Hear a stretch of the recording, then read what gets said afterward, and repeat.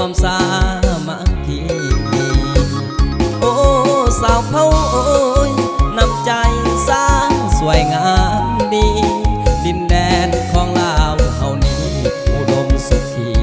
ซื่นตาซื่นใจยินเสียงนกห้องดังก้องทั่วหน้า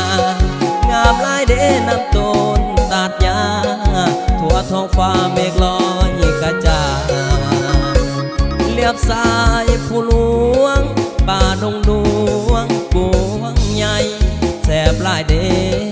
แกงหน่อไม้อาหารประจำใจสาวให้สาวนาโอ้บ้านกองหัง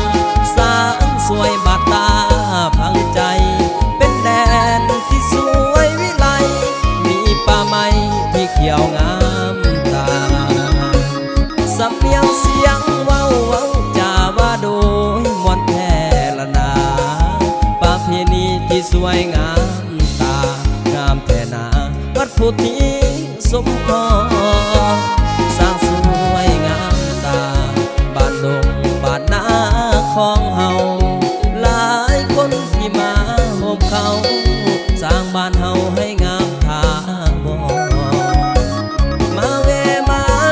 ยามทิ้งทานบ้านเกิดเมืองนอนเสื่อทานมาเวพักผ่อนบ้านเกิดเมืองนอนของเฮานี้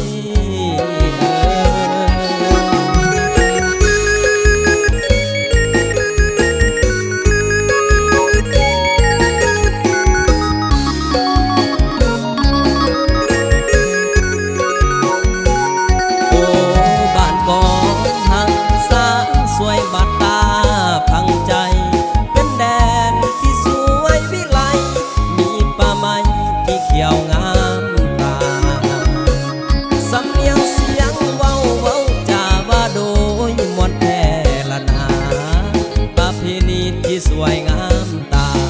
งามแท่นาวัดพุทธิสมพร